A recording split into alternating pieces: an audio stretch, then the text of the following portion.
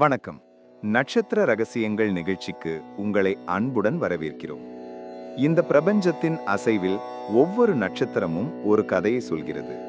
இன்று நாம் காணவிருக்கும் சுவாதி நட்சத்திரம் என்பது வானமண்டலத்தின் 15வது நட்சத்திரமாகும்.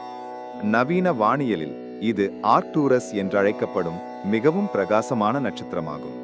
சுவாதி என்ற சமஸ்கிருத சொல்லுக்கு சுயம்பு, அதாவது தானாக தோன்றுபவர், தங்கியிராமை, நளினம் மற்றும் வாழ் போன்ற பல அர்த்தங்கள் உண்டு.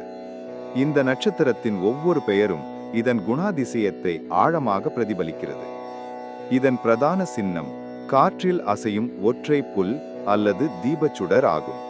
இது அசைவு, ஸ்திரமின்மை, அத்துடன் சூழலுக்கு ஏற்ப தன்னை வளைத்துக் கொள்ளும் நெகிழ்ச்சி ஆகியவற்றை குறிக்கிறது.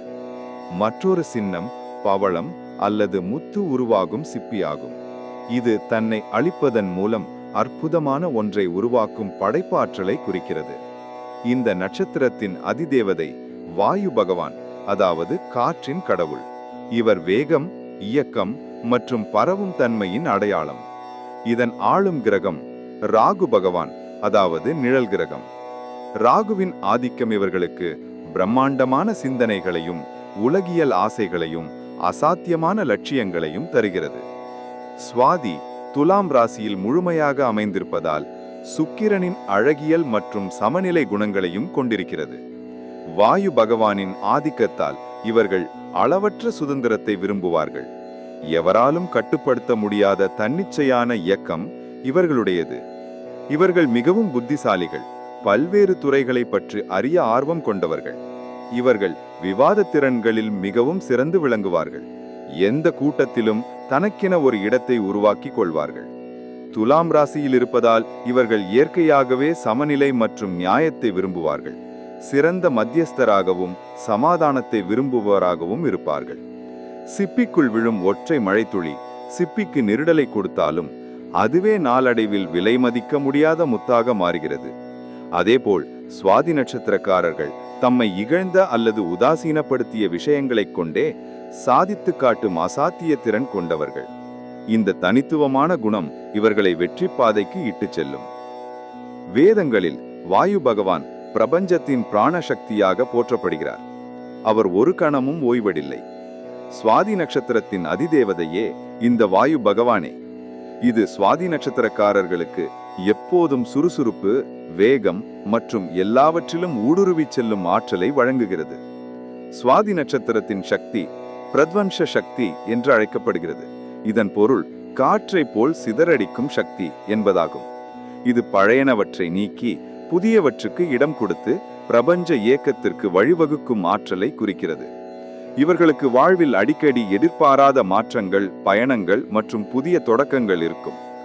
நரசிம்ம ஜெயந்தி இந்து புராணங்களின்படி மகாவிஷ்ணுவின் மிகவும் உக்கிரமான அவதாரமான நரசிம்மர் இரண்யகசிபுவை அழிப்பதற்காக தோன்றியது இந்த சுவாதி நட்சத்திரம் கூடிய பிரதோஷ வேளையில் தான். நரசிம்மர் அவதாரம் திடீரென எதிர்பாராத விதமாக யாரும் கணிக்க முடியாத ஒரு வேகத்தில் நிகழ்ந்தது. இதுவும் வாயு பகவானின் வேகமான மற்றும் கணிக்க முடியாத தன்மையை பிரதிபலிக்கிறது.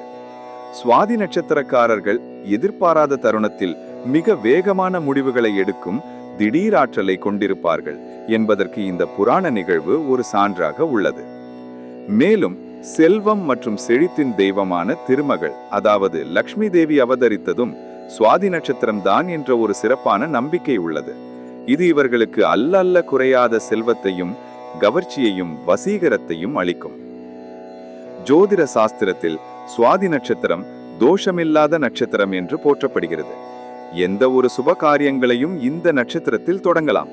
இதன் காரணம் சுவாதி தெய்வீக கணத்தை சேர்ந்தது, அதாவது தேவகணம் மற்றும் துலாம் ராசியில் சமநிலையாக அமைந்திருப்பதால் தான்.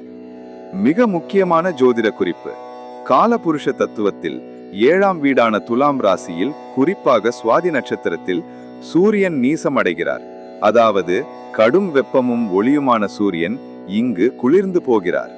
இது சுவாதி நட்சத்திரக்காரர்கள் தங்கள் சுய கௌரவம், அகங்காரம் ஆகியவற்றை குறைத்து கொண்டு நிதானமாக தன்னடக்கத்துடன் செயல்படுவார்கள் என்பதை குறிக்கிற ஒரு ஆழமான ரகசியம்.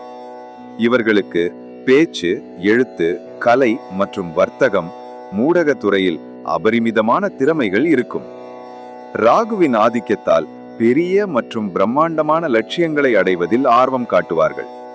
துலாம் ராசி என்பது சமநிலை மற்றும் வர்த்தகத்தை குறிப்பதால் இவர்கள் சிறந்த வியாபாரியாகவும் ராஜதந்திரியாகவும் செயல்படுவார்கள். பிறருடன் உறவுகளை ஏற்படுத்தும் திறன் இவர்களுக்கு இயற்கையாகவே அமையும். நியாய உணர்வு மற்றும் பேச்சு திறன் இருப்பதால் அரசியல், சட்டம், ஆலோசனை போன்ற துறைகளிலும் இவர்கள் ஜொலிப்பார்கள். சுவாதி நட்சத்திரக்காரர்கள் பொதுவாக இரக்க சுபாவமும் அன்பு மனமும் கொண்டவர்கள். அனைவரையும் வசீகரிக்கும் இளமை தோற்றமும் அழகும் இவர்களுக்கு இயல்பாகவே அமையும். புராண சான்றுகளில் சூரியன் நீசமடைவதை பார்த்தோம். இந்த குணம் பல நேரங்களில் சுவாதி நட்சத்திர ஆணை தன் மனைவியிடம் அதிக அன்பு கொண்டு அவள் வழிகாட்டுதலுக்கு அடிபணிந்து நடப்பவராக ஆக்குகிறது. இதை மனைவி கிழித்த கோட்டை தாண்டாதவர் என்று கூட பண்டைய குறிப்புகள் சொல்கின்றன. இவர்கள் பிறருக்கு உதவுவதில் ஆர்வம் காட்டுவார்கள். தர்ம சிந்தனை மிக்கவர்கள். ஆனால் உழைத்து சேர்த்ததை தனக்கென வைத்துக் கொள்ளாமல் பிறருக்காகவே செலவழிக்கக்கூடிய குணம் இருப்பதால் இவர்களை சுற்றி உள்ளவர்கள் இவர்களை கவனித்துக் கொள்வது மிகவும் அவசியம்.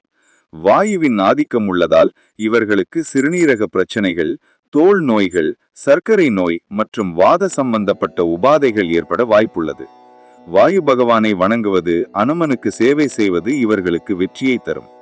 அனுமன் வாயுவின் மைதன் என்பதால் இவரது ஆற்றலை இவர்கள் பெறலாம். நரசிம்மர் அவதரித்த நட்சத்திரம் என்பதால் செவ்வாய் மற்றும் சுவாதி நட்சத்திரம் கூடிய நாட்களில் நரசிம்மரை வழிபடுவது தைரியத்தையும் ஆபத்துக்களில் இருந்து காக்கும் சக்தியையும் தரும். சுவாதி நட்சத்திரத்தின் ஸ்தல விருட்சம் மருதமரம். மருதமரங்கள் நிறைந்த திருவிடைமருதூர் போன்ற தலங்களுக்கு சென்று வழிபடுவது அல்லது அந்த மரத்தை வீட்டருகே வளர்ப்பது சுபபலங்களை கூட்டும். உஷ்ணமான உடல்நிலையை சமநிலைப்படுத்த முத்துரத்தினம் அல்லது முத்துமாவை அணிவது உகந்ததாகும். வருடம் ஒரு முறை கடலில் நீராடுவதும் கர்ம வினைகளை போக்கும். ஆக சுவாதி நட்சத்திரம் என்பது காற்றில் அசைந்தாலும் வேரூன்றி நிற்கும் ஒற்றை புல் போன்றது. அதன் இயக்கம் சுதந்திரமானது, அதன் நோக்கம் உன்னதமானது. நேயர்களே, அடுத்த வாரம் வேறொரு நட்சத்திரத்தின் ரகசியங்களுடன் உங்களை சந்திக்கிறேன். நன்றி, வணக்கம்.